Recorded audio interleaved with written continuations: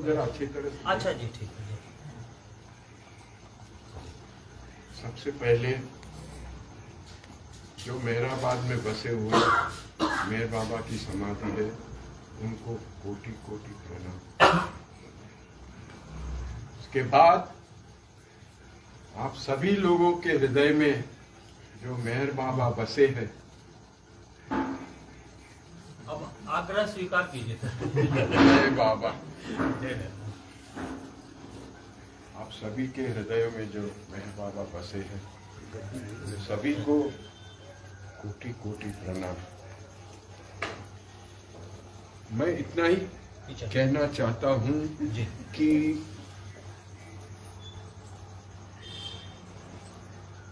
बाबा यहां पे मौजूद है। बेशक बेशक। ये कभी भी भूलिएगा मत। और दूसरी एक चीज, ये जबलपुर की आबादी कितनी है मुझे पता नहीं, लेकिन उनमें से आप लोग जो यहाँ इकट्ठे हुए हैं वो कितने कितने खुश नसीब हैं। हम सभी लोग बहुत ही खुश नसीब है, क्योंकि इस युग के अवतार, इस युग के अवतार की जो ये जबलपुर में क्या क्या करके गए हैं, और ये हम गिने चुने लोग जो है, ऐसा क्यों होता है? क्योंकि हमारे पिछले जन्मों में हमने कुछ तरी ऐसा किया होगा कि जिसके वजह से हम मेहर बाबा प्रेमियों के फैमिली में पैदा हुए और फिर बाबा का नाम सुना और फिर बाबा को मानने लगे वगैरह वगैरह। आज ये बच्चे ने, क्या नाम है आपका? हाँ जी, मेहर अपार। जरा जोर से बोल, सुनानी जोर से। देखिए, ईश्वर का काम कभी रुकता नहीं। बेशक बेशक। ये हमारी जो पीढ़ी है, थोड़े वक्त में जाने की तैयारी है। उनके बाद ये पहलवान की बारी है और उनके बाद ये इसकी बारी है। तो ईश्वर अभी से उनको तैयार कर रहे हैं, ये मेरा खुद का मानना है। बाकी मैं कोई बड़ा पढ़ा लिखा ज्यादा बाबा के लिटरेचर और फिलॉसफी में ज्यादा मैं अक्ल इतनी है ही नहीं, तो बस इतना ही कहता हूं। मेरी मदर, मेरी माँ मुझे हमेशा एक चीज कहती थी कि ये जो हमारा ईश्वर है वो प्रेम का भूखा, उसको जितना भी प्रेम करो कम है। उनको सिर्फ प्रेम और कुछ नहीं चाहिए, और कुछ नहीं चाहिए। अब ये प्रेम कैसे करे तो कैसे करे? कुछ एक समय ऐसे ही बाबा बैठे थे और ये सब हुआ था, तो ये मेरे जैसा लल्लू था, उसने पूछा बाबा आपको प्रेम कैसे करने का? तो उन्होंने तुरंत उससे पूछा आपकी शादी हुई है? कहा हाँ। तो उसको तुमको कोई सिखाने आया था कि प्रेम कैसे करने का? बस प्रेम तो होता है, हो ही जाता है। तो जब तुम्हारे किस्मत में जो लिखा है तो वो प्रेम हो ही जाता है। अब करना क्या है कि उसको बढ़ाते रहना है। ये जो प्रार्थनाएं करते हैं उसमें जो छोटी सी प्रार्थना है, हम और अधिक और अधिक और फिर भी उससे भी अधिक प्रेम करें, जब तक कि हम तुझ में मिलकर एक हो जाने के पात्र बन जाए। उसकी मतलब क्या है? प्रेम की कोई सीमा नहीं है भैया। बाबा को अपार प्रेम चाहिए, दूसरा कुछ नहीं चाहिए। वो कहते हैं कि मुझे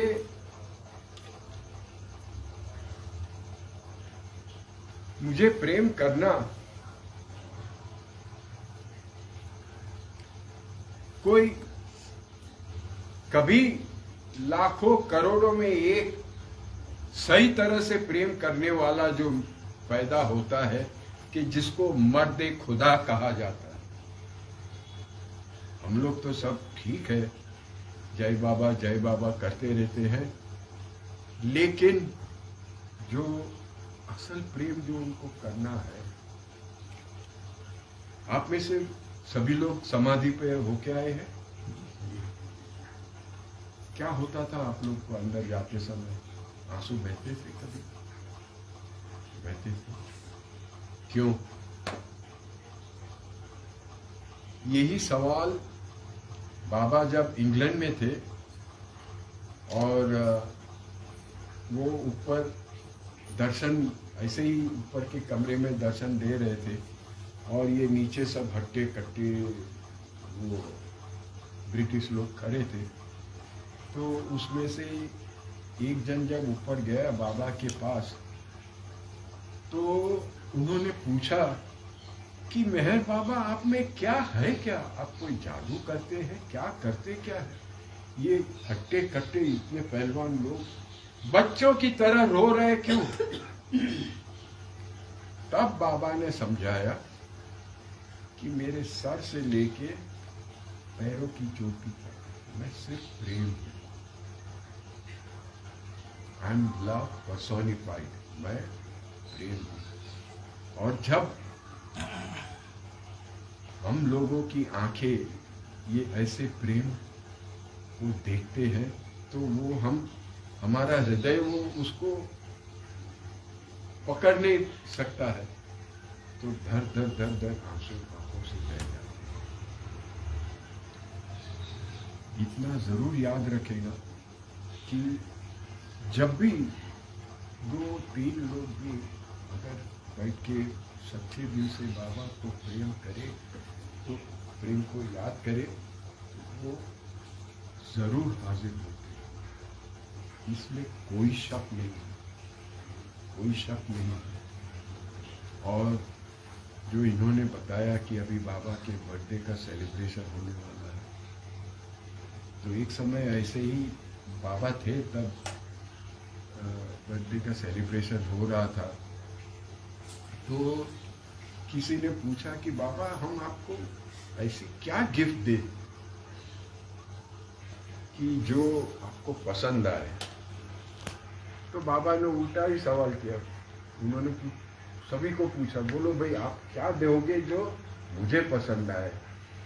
तो किसी ने कहा कि फूल, तो किसी ने कहा कि मिठाई, किसी ने कहा प्रसाद, किसी ने कहा ये।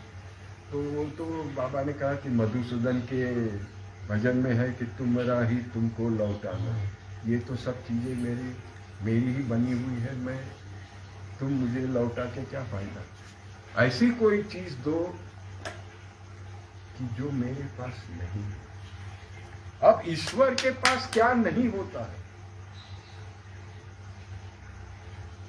सब लोग दंग रह गए कि भाई ये बाबा कहना क्या चाहते हैं, मांगते क्या चाहते हैं, कैसे? फिर उन्होंने हंस के कहा कि आज मेरा बर्थडे है, आप सब लोग एक एक करके आके आपकी कमजोरियां मेरे कदमों में डाल दो। मेरे पास कमजोरियां नहीं है। क्या बात? ये है हमारे भगवान, ईश्वर, खुदा, जो भी कहोगे, ये मेरे रोंगटे खड़े रहते हैं। हम इनको, एटलीस्ट मैं इनको समझ नहीं पाया, पूरी तरह से नहीं समझ। ईश्वर क्या है, उनका कितना बड़ा क्या कारोबार है, कुछ हमें अनुमान नहीं है। हमारी चिड़िया जैसा भेजा छोटा सा, उसमें इतना बड़ा कैसे हम समझ सकते? तो यही चीज है कि इनको बस प्रेम करते रहिए, और अधिक और अधिक और उससे भी अधिक प्रेम करते रहिए, क्योंकि इसके सिवा दुनिया में और कुछ नहीं है भैया। मैं कसम से बोलता हूँ, ये बाल सफ़ेद हो गए, लेकिन बहुत देर से ये समझ में आया कि इनके सिवा दुनिया में कुछ नहीं है। पैसे के पीछे भागो, बीवी के पीछे भागो, बच्चों के पीछे भागो, सबके पीछे भागते रहो, आखिर में वही भाग जाएंगे। ये ही जो है वो हमें कभी नहीं छोड़ेंगे। ये जो पंक्ति है ना कि until the very end,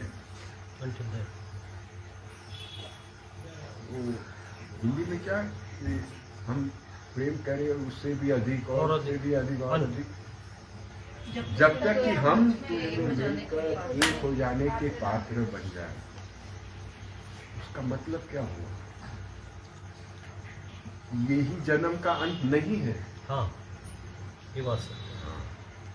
अगर आप बोलो कि भाई कल शाम पटेल मर गया तो बाबा ने उसको नहीं, फिर कुछ कर्मों कहो कि जो भी कुछ कहो बाकी रह गए हो गए, तो वापस ये लल्लू बन के आएगा, वापस पूरा जीवन बिताएगा। जब तक सारे हिसाब किताब एक हो गए और कोई लेन देन बाकी नहीं रहा, तब तक वो नहीं हमें छोड़ेगा। हाँ, वो नहीं, दैट इज द मीनिंग। जब तक हम तुझ में मिलकर एक हो जाने के बाद बस उससे ज्यादा क्या चाहिए था। सच्चिदानंद परमानंद में है बाबा। जब तुमने मिल गए फिर और कुछ नहीं रहता है। शांति शांति शांति, बस आनंद आनंद आनंद, प्रेम प्रेम प्रेम, बस। और उनको याद करते रहना है बस। उनको याद करने के लिए बहुत सहजता से याद करना है। बाबा डजंट वांट को कुछ बड़ा शोर बकोर करो, कुछ नहीं। सच्चे दिल से जो भी करे, सच्चे दिल से। बाबा के प्रोग्राम में बहुत सारे गाने वाले आते थे, कोई बड़े अच्छे भी होते थे और कोई बेचारे मेरे जैसे मामूली से थे, तो भी बाबा उनको भी उत्तेजित करते थे, बहुत अच्छा, वेरी नाइस। एंड फिर वो विमेन मंडली अंदर जो बैठी होती है, उनको इशारा करते थे, ऐसा ऐसा करते थे। किसी ने पूछा था इसका मतलब क्या हुआ? वो तो मेरे भेजे का ऑमलेट बना दिया ये। बाबा को जो सेंस ऑफ ह्यूमर थी उनकी, ये जो मस्ती मजाक जो करते थे, वो बहुत ही सामान्यता से करते थे। There was nothing. बाबा के सामने सब कुछ नेचुरल होता था, नेचुरल, बिल्कुल नेचुरल। कोई किस्म की हाँ वो जो एक्टिंग करना सामने ना हो के ये हिपोक्रेसी जिसको कहते हैं ना, ढोंग, उनको बिल्कुल पसंद नहीं। कहते हैं कि उपासनी महाराज के सामने कोई भी जाके ऐसे खड़े रह जाता था तो वो उनकी पिछले जन्म, ये जन्म और आगे वाला जन्म सब समझ जाते थे फटाफट। एक दिन उनके मुंह से कोई बेचारा आया था तो बोला, अरे तू शिवाजी के टाइम में ये था वो था और अभी तो आज ये बन के आया, चल आ जा। तो ये लोग सब कुछ जानते हैं और सामने खड़े हैं तो वो ये नहीं देखते हैं तुम्हारे शरीर, तुम्हारी आत्मा की जो उनका अंश है, और उनको पहचान जाते हैं। और फिर जब उसका वक्त आता है तो वो आत्मा मिलके परमात्मा हो जाते हैं। बस यही सब मामला है। इसमें हम कहाँ फंस गए वो मुझे समझ में आज तक आया नहीं है। लेकिन अब है जो है। मैं बाबा को प्रेम करने काबिल नहीं हूँ। ये जो है वो उनका जो प्रेम है जो मुझे उनकी तरफ खींचेगा, और ये मैं कभी नहीं भूलूंगा, और आप लोग भी कभी नहीं भूलिएगा। अगर आप समझे कि भाई मैं इतने दूर से ये आया और ये लाया और ये इधर किया और ये वैसा किया, मैं ये कुछ नहीं, सबका टोटल जीरो। जब तक सच्चे हृदय से उनके सामने एक फूल की पंखड़ी भी रख दी ना तो बस बहुत हो गया, उनको कुछ ज्यादा चाहिए नहीं। प्रेम से उनको याद करो, बस प्रेम से याद करो, सुबह उठते ही याद करो, जय बाबा करो। हाँ, जय ये पानी। हाँ जी, आपके लिए नहीं। अरे मैं समझा आपके लिए नहीं, बोलिए आप, 7 बजे तक है। अरे मार डालोगे भाई। 6:45 कर दीजिए। लो कंसेशन। बड़े बड़े हृदय के लोग हैं, 15 में कम कर दिया आपके लिए। वाह, बहुत मेहरबानी। देखिए ये जो हंसी मजाक का माहौल बनता है ना, ये अपने परिवार में ही हो सकता है। बेशक बेशक। और हम जो है एक परिवार है। परिवार है। हाँ, तो ये जय बाबा की बात निकली तो मुझे याद आया, एरज जसावाला ने एक समय बहुत ही अच्छी तरह से समझाया था कि जय बाबा का मतलब क्या होता है। हम लोग सभी लोग सबको जय बाबा जय बाबा जय बाबा कहते हैं। Is it something like good morning, जैसे हम सबको मिलते हैं नमस्ते गुड मॉर्निंग, ऐसे ये जय बाबा होता है कि इससे बढ़ के और भी कुछ होता है। तब उन्होंने समझाया कि उसके 3 प्रकार है। पहले तो ये कॉमन, जैसे कि ये गुड मॉर्निंग बोलते हैं, कोई नमस्ते बोलता है, कोई सत श्री अकाल बोलता है, जो भी कुछ है वैसा। दूसरा जो है वो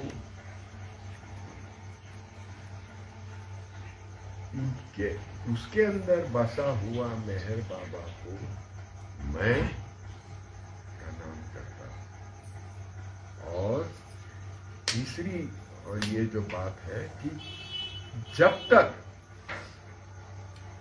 वो और हम नहीं मिले तब तक वो बंधन अधूरा रहे, इसलिए हम आलिंगन करके जय बाबा बोलते, ताकि ये जो दिल है वो सामने वाले के दिल से जुड़ जाए। हो गया नहीं?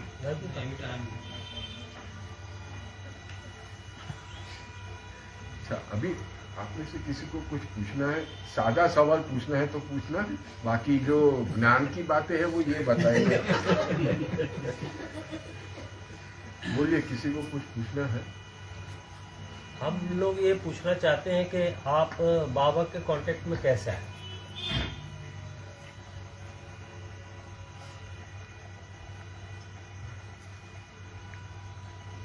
और पहला दर्शन आपको कब बाबा का हुआ? देखिए, मेरा जन्म बाबा प्रेमी के परिवार में हुआ था। अच्छा। मेरे पिताजी का भी नाम एरज और एरज पटेल उनका नाम था। और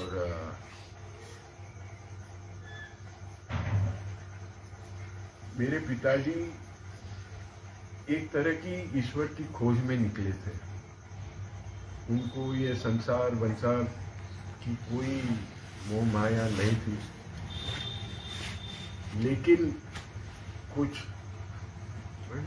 ये संजोग ऐसे बने कि फिर उन्होंने शादी भी की। वो उसकी भी एक अच्छी कहानी है। उन दिनों एक पारसी गुरु हुआ करते थे जिनका नाम था मानिक मेहता जी। मानिक मेहता ऐसे ही कीर्तन वगैरह करते थे। उनका क्लास चलता था, जैसे ये कीर्तन का होता था। तो उधर मेरे पिताजी बहुत सिंसियरली उनको मानते थे और उनके साथ सब सेवा बेवा सब करते थे। वहाँ मेरी माँ जो थी वो भी उस समय एक जवान लड़की की तरह वो भी आती रहती थी।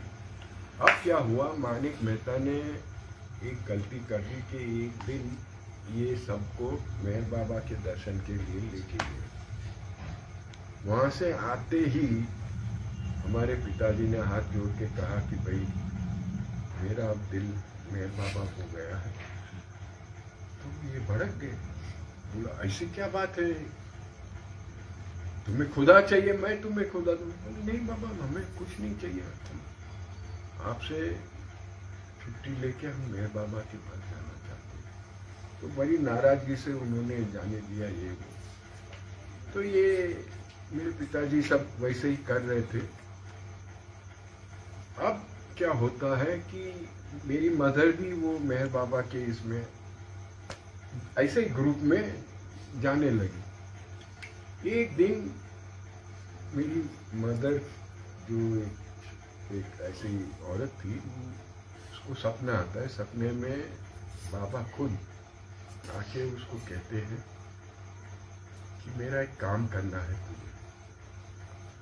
मेरा एक प्रेमी है जो अपने आप को संभालने लायक नहीं है, वो मुझ में इतना गया है कि लीन है, हाँ लीन है कि वो अपने आप को संभाल नहीं पा रहा है। मैं चाहता हूँ कि तू उससे शादी करके उसको संभाल ले, मेरी तरफ से तू ऐसे कर। तो ये बेचारी औरत थी, बाबा कौन आदमी से बात, किसकी बात कर रहे हैं, किससे शादी करूँ? को ऐसे ही तो नहीं जाके किसको बोल के चलो बाबा मेरे को बोला मेरे बाबा ने शादी करो तो शादी कर लेना है। तो बोला नहीं, तू नेक्स्ट मीटिंग में जाएगी तो तेरी बाजू में बैठे होंगे, उनसे तू पकड़ के बातचीत करके शादी कर लेना। तो बेचारी मेरी मम्मी गई। अब हुआ क्या कि साइड में तो दो साइड होते हैं ना, इधर भी एक और इधर भी। तो ये देखती है इधर, मन में सोचती है इधर देखती, कुछ जमा नहीं। रात को सो गई। आए बाबा वापस आए, बोला क्या हो गया? बोला बाबा मैं तो कंफ्यूज हो गई कि ये कौन सा, हाँ, दो जने थे। तो बोला तेरे को ये वाला कौन सा? बोला नहीं नहीं, ये वो दाढ़ी वाला तो मेरे को बिल्कुल पसंद नहीं आया। बोला नहीं वो नहीं, ये जो दूसरा है वो मेरा बंदा है। उसको धीरे धीरे उन्होंने ऐसे ही बाबा के नाम लेकर शादी की और फिर ये सैंपल पैदा हो गया। ऐसी बात है। हाँ, और मेरा एक भाई भी है। ये तो आलोबा जी याद आ गई। वोट द पास सबको भगाते थे, याद है? उनकी कुल देवी है यहाँ पर। हाँ, अच्छा। राजा साहब के।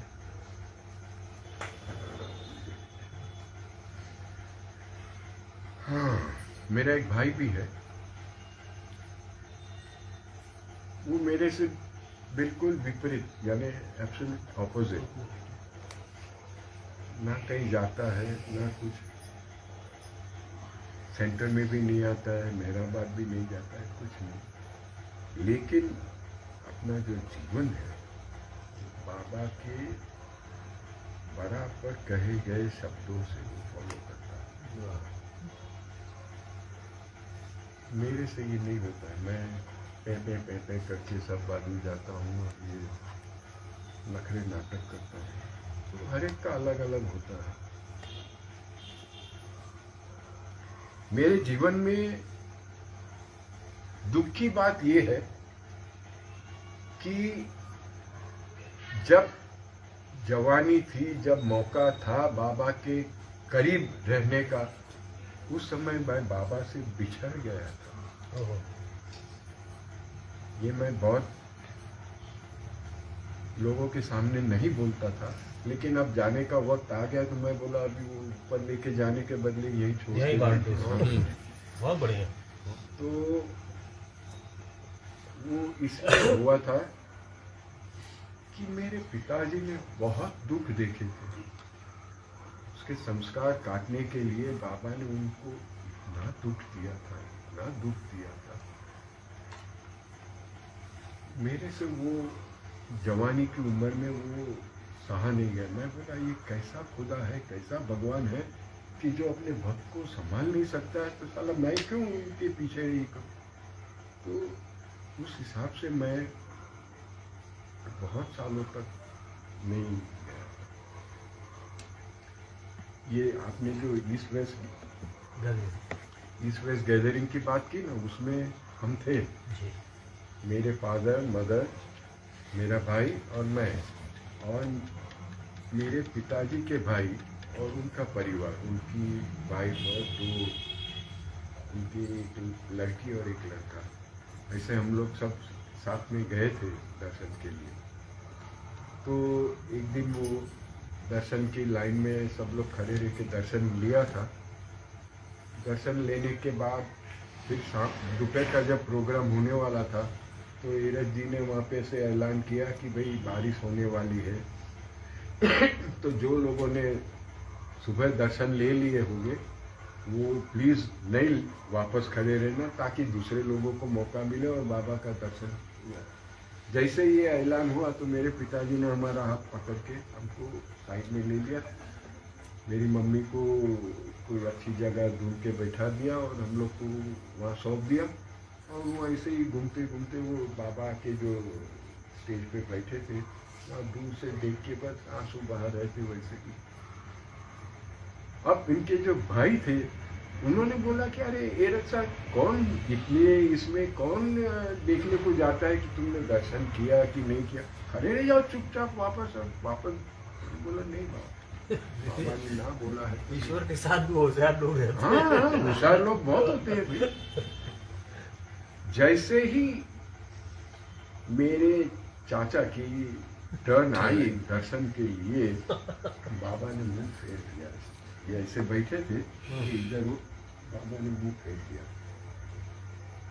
वो मेरे हुसन काका उनका नाम है, कहते मेरे को इतना बुरा लगा कि साला मैं कितना गाड़ी कुछ समझ नहीं सका कि ये ईश्वर के सामने मैं कैसे ठगबाजी करूं। और ऊपर से और तमाचा मारते हुए बाबा ने वो दूर खड़े हुए मेरे पिताजी, उनके भाई जो चुपचाप में खड़े थे, उनको बुलवाया और गले लगाया। और ये बेचारे ये है ये मेरे चाचा ने खास मुझे बोला था कि तू जो भी मीटिंग में जाए और बाबा के बारे में बात करे तो सभी को ये बताना कि बाबा के सामने ये होशियारी नहीं चली। सब कुछ जानते, अंतर्यामी जिसको कहते हैं, सब कुछ जानते हैं। फिर उनसे क्या ये सब हमारा ह्यूमन नेचर, जो मानसिक स्वभाव है ना, ये ऐसा किया तो इससे मैं बेहतर कैसे करूं, इसने किया तो मैं इससे ज्यादा होशियार हूं, इसने किया तो मैं उससे क्यों। भगवान ने सबको सब कुछ दिया है, क्यों हमें इसे ये होशियारी मारने की जरूरत है। और ये होशियारी मारते मारते मारते मारते ईश्वर के सामने भी होशियारी वो ही करते हैं। तो इसकी मतलब क्या हुई कि हम अभी तक वैसे के वैसे ही रह गए। बाबा के संपर्क में आने के बाद ये सब चीजें धीरे धीरे धीरे धीरे धीरे धीरे क्लियर होती जाती है। और जब ये भांडा पूरा फूट जाएगा तब हम जाके उससे एक हो जाएंगे। दुनिया में इसके सिवा और कुछ नहीं है। हम कहते हैं कि घड़ी बहुत सुंदर है, मेरे को टाइम बराबर यहाँ से दिखता है।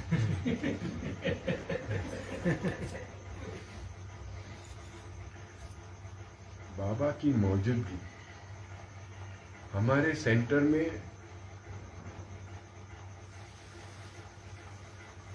ये कई सालों पहले की बात है, बहुत बहुत साल पहले की बात है। ऐसे ही एक सत्संग चल रहा था और में क्या है कि आखिर में धुन बजती है, जय जय में है, जय जय में है, जय जय में है।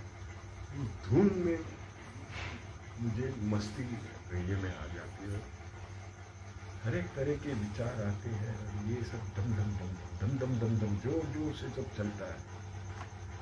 तो एक दिन ऐसे ही ये धुन बज रही थी और मैं आंखें बंद करके बैठा था।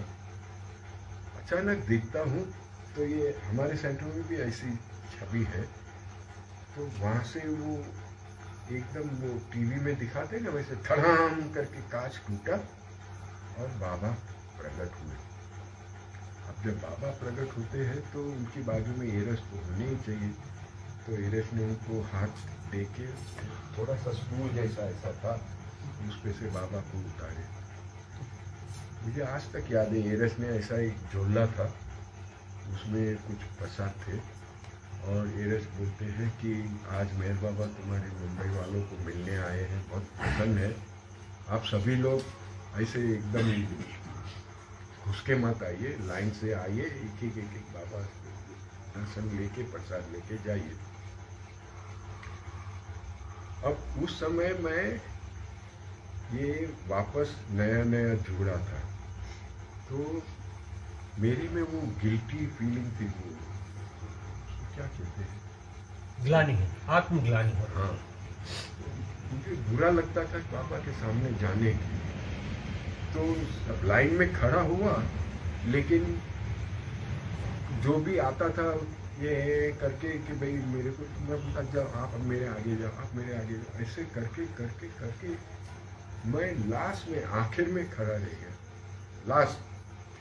तो जब आखिर में आया, बाबा के सामने हाथ जोड़ के खड़ा रहा, तो बाबा हंस के एरज को बोलते हैं दिखा उसको, तो एरज ने वो झोला उल्टा किया और बोला अभी प्रसाद खलास, प्रसाद सब खत्म हो गए। मैं रो पड़ा, मैं बोला बाबा कोई बात नहीं, ऐसा तो बोला पीछे क्यों रह गया, इतना पीछे क्यों रह गया। तब मैंने उनको कहा कि बाबा मेरी औकात नहीं है कि मैं आपके सामने आने की मेरी हिम्मत नहीं हुई। तो उन्होंने ऐसे करके कहा कि तेरे जैसे ही लोगों के लिए तो मैं आया हूँ, आ जा। पकड़ के गले लगा दिया, सब लोग लड्डू लेके गए, मुझे लिंगन मिल गया। तो ये सब देखिए, ये कोई मेरी खुद की बढ़ाई के लिए बात नहीं कर रहा हूँ, प्लीज मुझे गलत मत समझना कि ये इतने महान थे और ऐसे हैं और वैसे नहीं। ईश्वर क्या है वो खाली आप लोगों में सिखाने आया, दूसरा कुछ नहीं। मेरे एक आखिर अभी बोल दूंगा,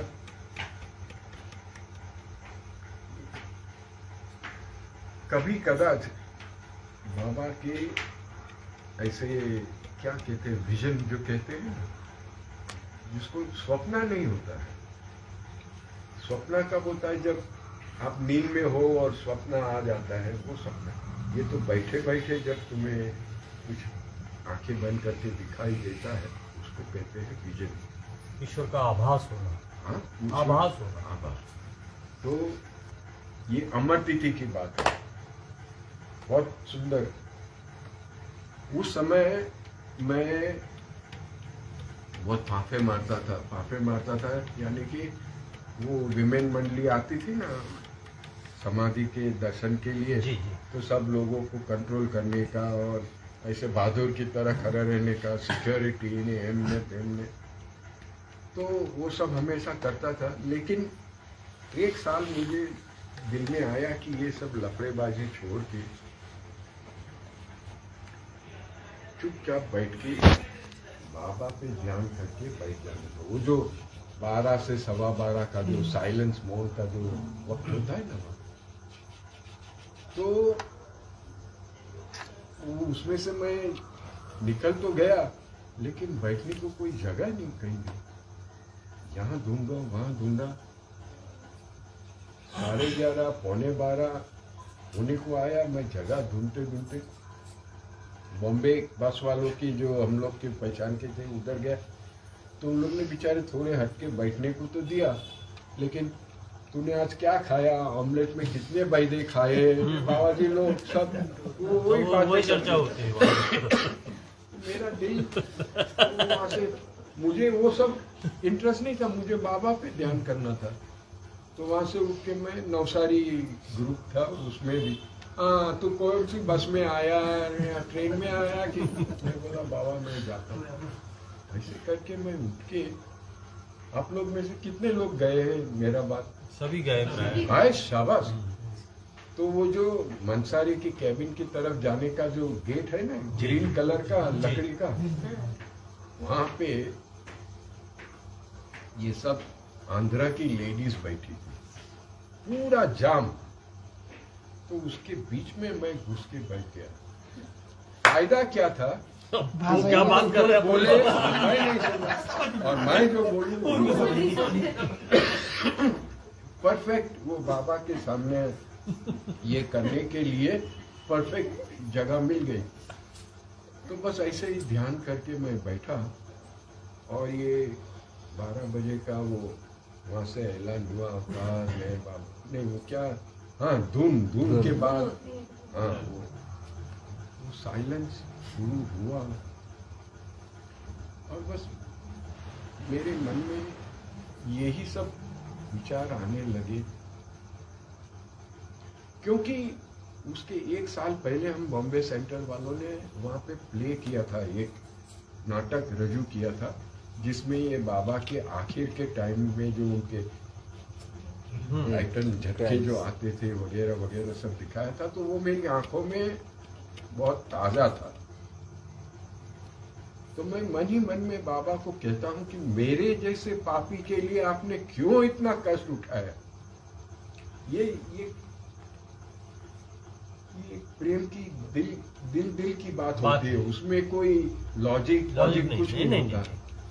तो बस मैं वही सोच रहा था, और अचानक मैं देखता हूँ कि वो जो ग्रीन गेट का जो है ना दरवाजा, वहां पे बाबा और एरज दोनों वहां पे खड़े हैं, और बाबा ऐसे सब जैसे कि शहंशाह है और अपनी प्रजा को देख रहे हैं। हाँ, तो मैं भी बहुत खुश होके सब देख रहा हूँ। ये सब ऐसे ही विजन में चल रहा है। फिर वो बाबा एरज को ऐसे ही करते, इशारा करते, चल अंदर चलते।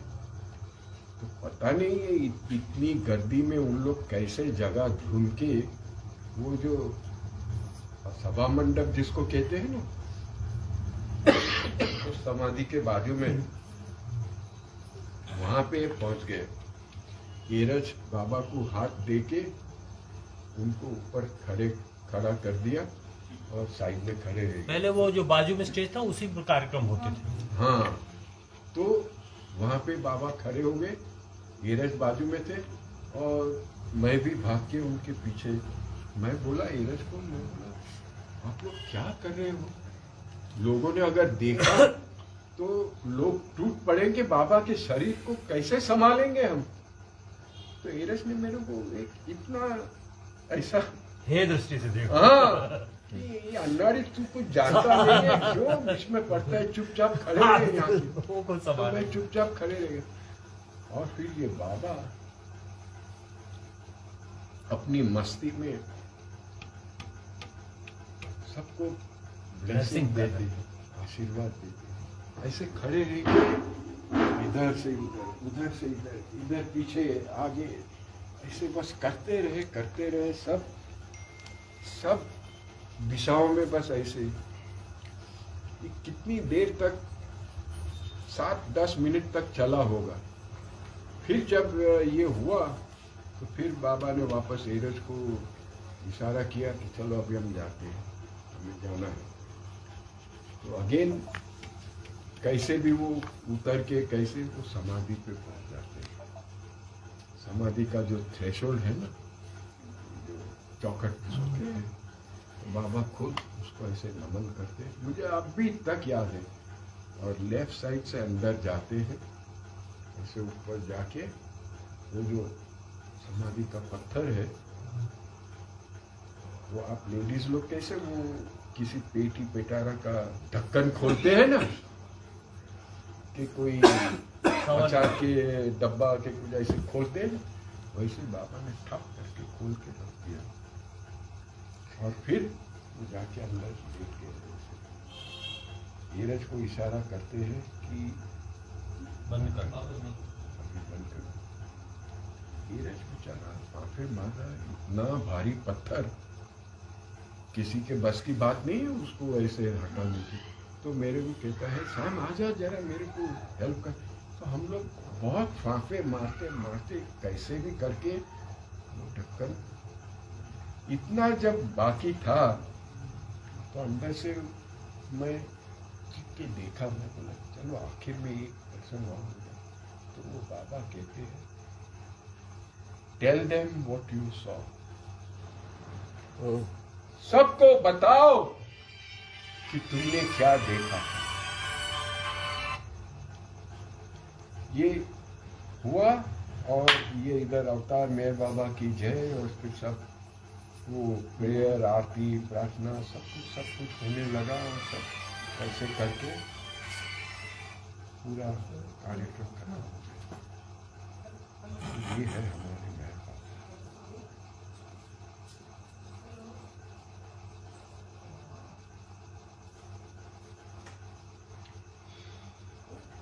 उन्होंने जो ऐलान किया है, उनका बर्थडे आने वाला है। मैं आप लोगों को इतनी विनती करता हूँ कि उनके बर्थडे के दिन को, जैसे उन्होंने कहा है, टाइम से आ जाना 9 बजे के।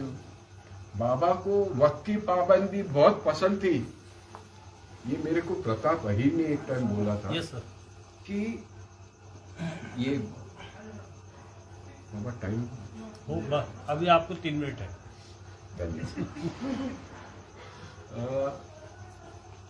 कहीं भी गुरु प्रसाद में या पुणे में कहीं भी दर्शन का ऐसे ही छोटा सा भी कार्यक्रम होता था, और लोगों को कहते थे कि भाई 8 सवा 8 को प्रोग्राम शुरू होगा, तो बाबा 7:30 पौने 8 से वो बरंडा पे ऐसे चक्कर मारते रहते। अभी तक क्यों नहीं आया? अभी तक क्यों नहीं आया? तो और एरज पूछता है, बाबा क्या हुआ?